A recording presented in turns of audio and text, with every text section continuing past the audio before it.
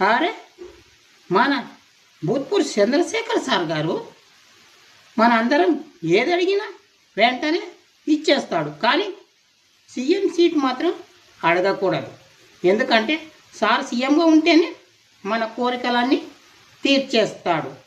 నేను నా కూతురు కోసం ఎంబీబీఎస్ సీట్ అడిగాను.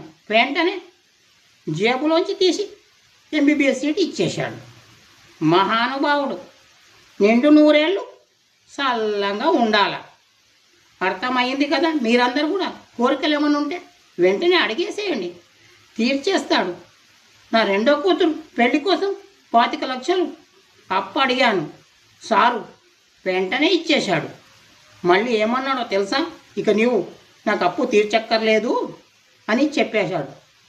కోటి నమస్కారాలు సార్. మీలాంటి వాళ్ళు నిండు నూరేళ్ళు చల్ల